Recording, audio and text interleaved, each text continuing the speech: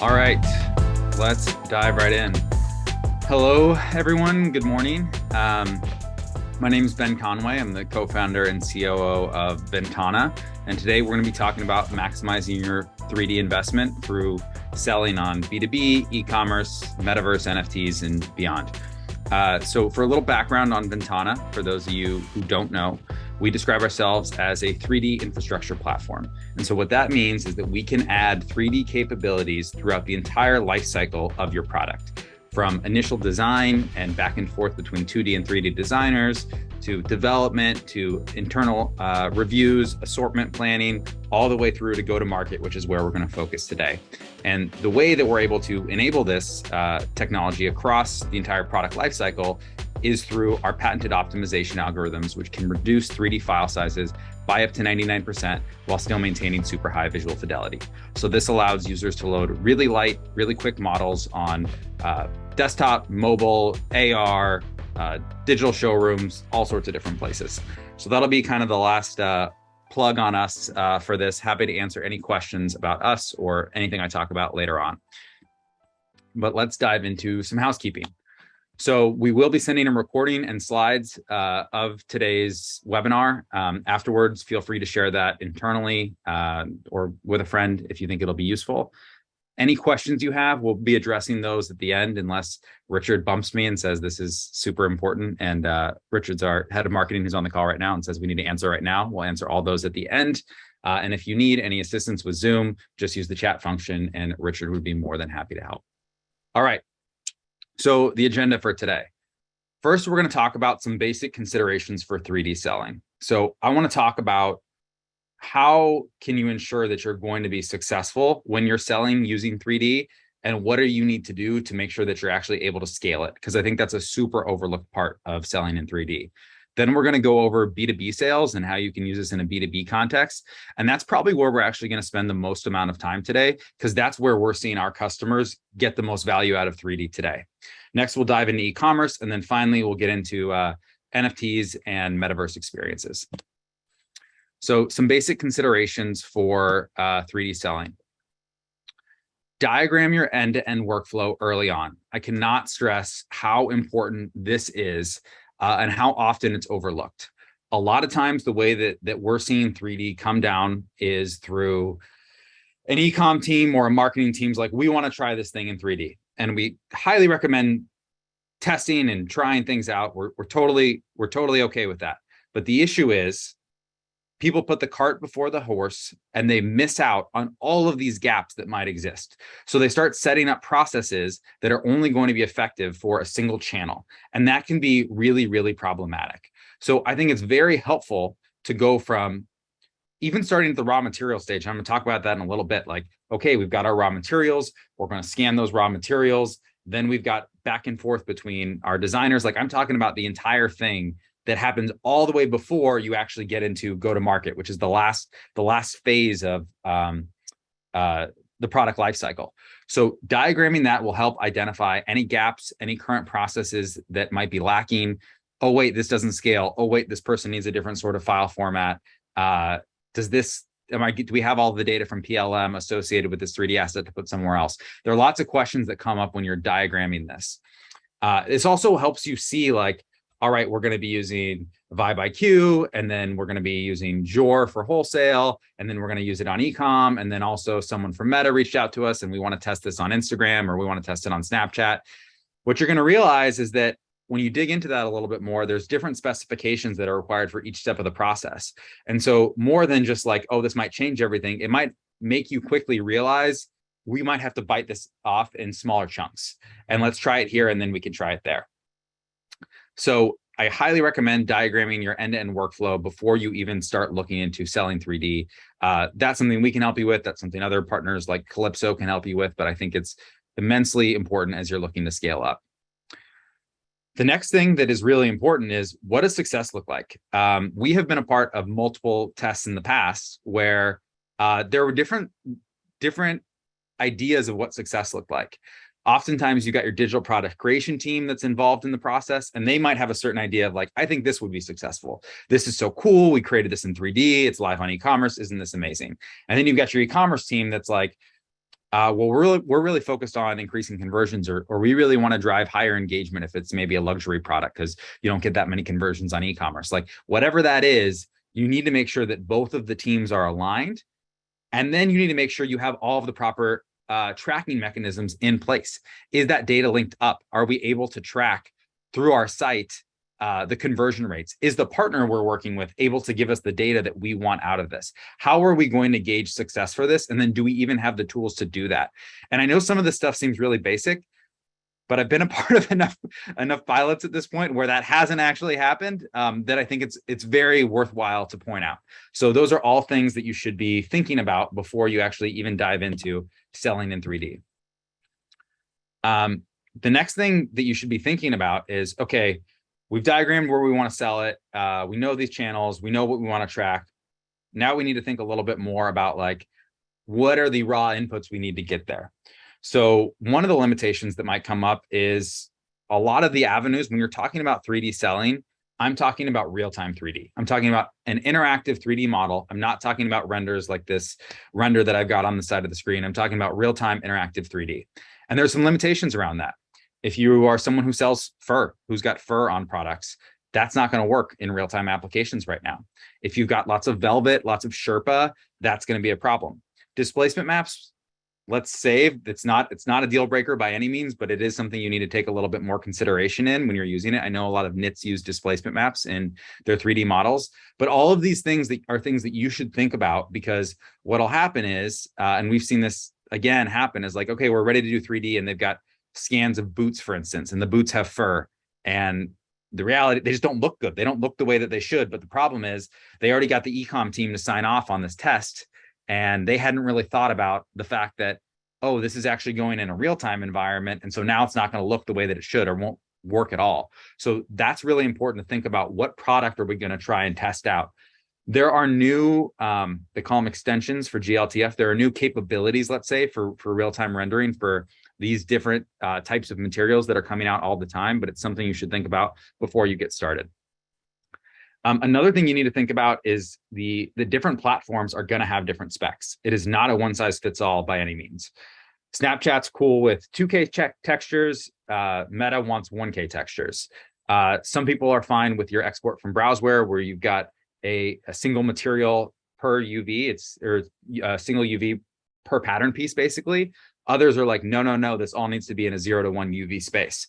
And so those are all things that you need to think about before you go into selling in 3D. And again, they're all things that are very doable, but they need to be thought about, because what'll happen is you might prep a bunch of files with the idea that you're going to be able to use them in all these different places. But if you don't gather those specifications ahead of time, it's going to cause a lot of problems and a lot of headache for you.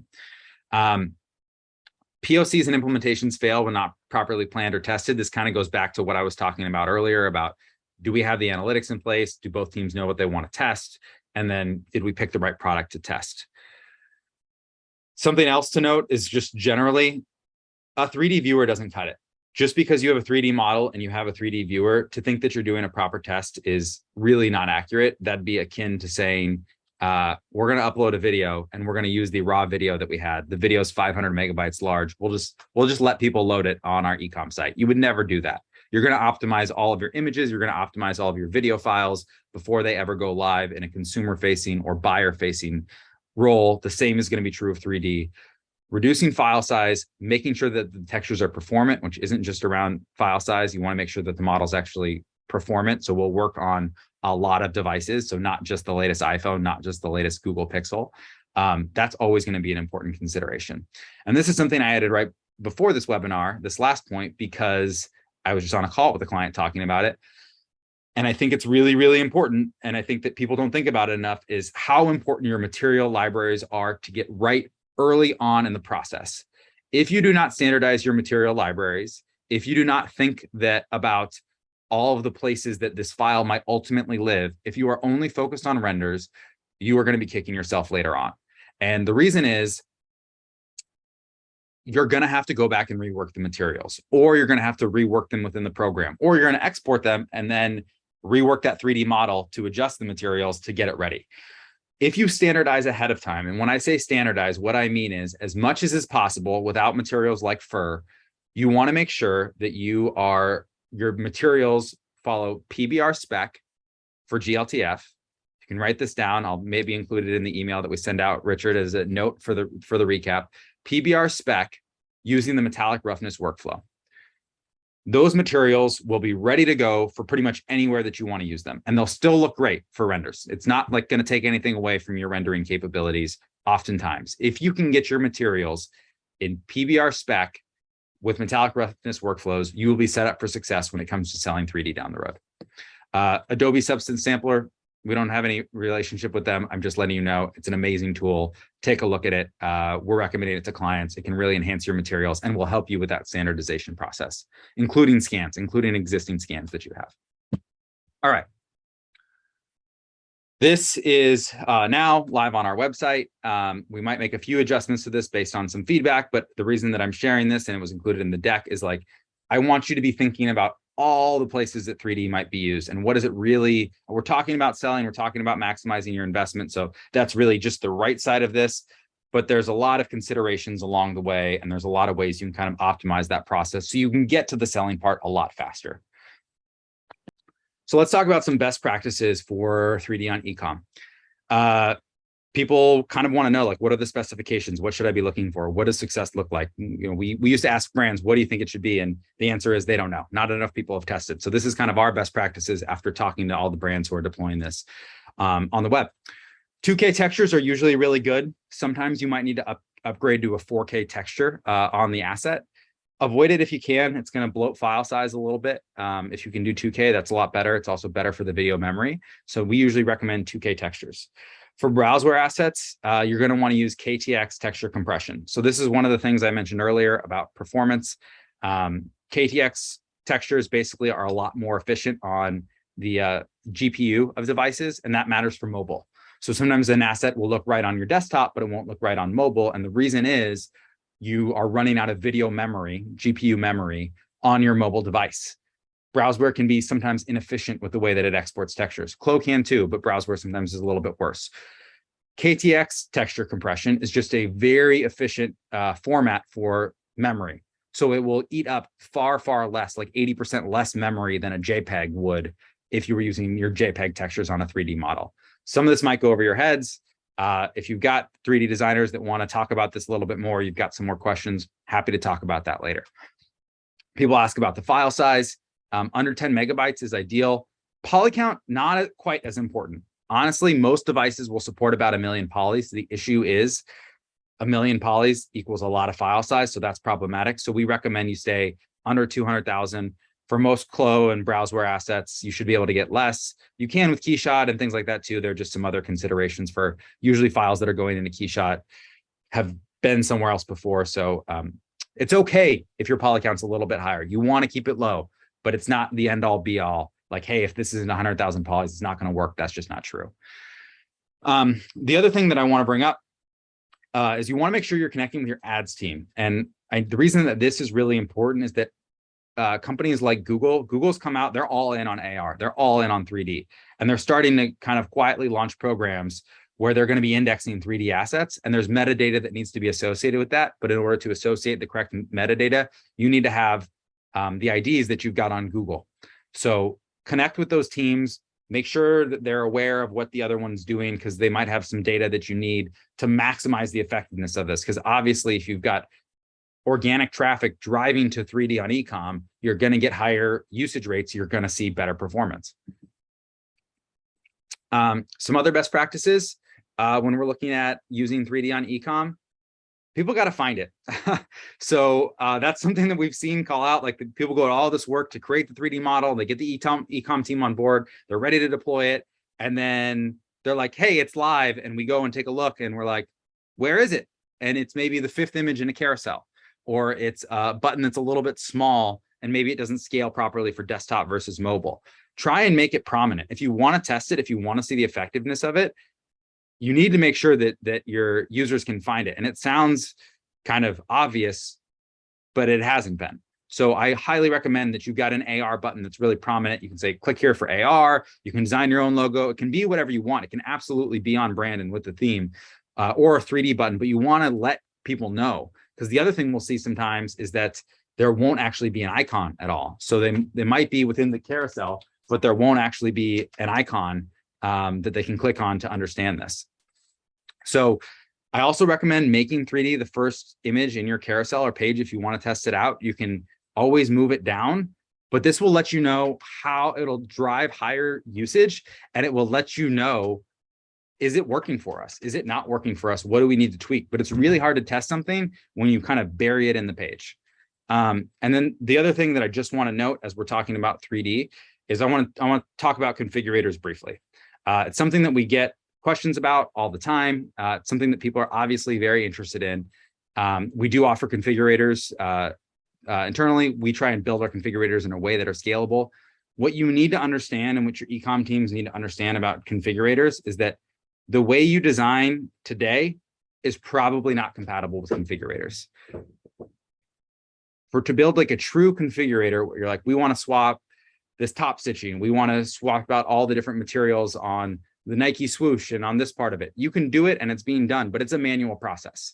So it's going to be more expensive and it's going to be more time consuming, and it's probably not going to just leverage your existing Clo and Browseware files that you have today. We have a way of doing that I'd be happy to show and walk through, where basically all the models are separate. But for a lot of the configuration that people ask for today, people are like, we offer configurators, we're automatic. Dive into it. And this isn't me trying to disparage competition at all. I'm just saying you need to dive into it because it's going to be a lot more manual process than you're aware of. So when it comes to adding 3D on e-commerce, how do you do it? And there's really two different ways to go about it. The first way that you can do it, which is probably the most common way and the way that most of the tests start out, is by an iframe. So an iframe is the embed code that you'd see on a YouTube video, you'd see anywhere else. It's super easy for the IT team to implement. You can just call it via the API. It's super low maintenance because it's pulling obviously the latest version, because it's actually, the models would be hosted on VNTANA, for example, or Sketchfab, or wherever else that you might be using it. But it's just going to pull whatever the latest viewer they have from there. So there's not really any updates that are required about it. The downside is that you have less control because you're just pulling the iframe. And the other downside is that it's not served from your CDN. So obviously we make every effort to try and make sure this is loading as fast as possible, but your e-commerce teams are working really hard to make sure that page is optimized. They want that thing to load as fast as it possibly can. So they're adjusting images to do that. They're compressing images. They're doing all sorts of things, configuring the CDN based on regions. And are you in Europe? Are you in the US? Where is this content being pulled from? So not having the ability to do that might be a turnoff for them. And so that's why we're going to get into the JavaScript component. So the JavaScript component is basically the web viewer that can be installed directly on the ecom page. So there is no 3D model associated with it natively. It gives you full control. You can do a little bit more customization, but the massive benefit of it really is that you can pull the files from your own CDN. You can pull them from, let's say you're using Adobe Experience Cloud or Adobe Experience Manager. You can load the models directly from there versus an external source like VNTANA. The cons are it's going to be a little bit more work for you to implement. It's going to require some manual work to update, and it's just a little bit more technical. It's not difficult. Really, any IT team is up to the task. We're always happy to help clients do it, but those are kind of the two differences. So when you're thinking through it, of how might we implement 3D in e-commerce, you're going to either probably use an iframe or you're going to use a JavaScript component. And again, there's more information on all this stuff on our resources page for at least how we handle it personally. So let's take a look at a few e-commerce examples. First, let's take a look at Diesel. So we're super proud to be working with Diesel. They recently launched their entire Pride collection with 3D. And you can see right at the top, view an AR, view an AR, view an AR. So they've made it prominently. It was really prominently displayed on the site. And that was a learning from a test that they had run previously. So let's take a look at one of these assets. So we've got the 3D model right here on the left, on the right-hand side. There's 2D imagery that's rotating out. Again, I'm just highlighting, it's not one or the other. Sometimes e-com teams freak out. It's both. So you can see right here, we've got 2D, we've got 3D, and you've got this interactive model that loads really quickly. You can dive into it. You can see more detail. Like you can see just how clear that is. You can blow it up to full screen. And then if anyone wants to see it in AR, they can scan the QR code, or if you're already on a mobile device, view an AR will directly take you to the augmented reality version of the product. So a very cool implementation by Diesel, but it's not just major brands doing it. This is a smaller brand that we work with, Peak. They have this live on their e-com site right now. It's the third carousel image. The recommendation on this is that they'd have a better call out, but you have this super fast loading 3D model that again lives alongside their 2D. So to implement 3D, you can have a totally separate section, a separate button, kind of like what Diesel did. You can put it into carousels. If you're going to put it into carousels, it's highly recommended you have a call out so you can actually see how this is being done.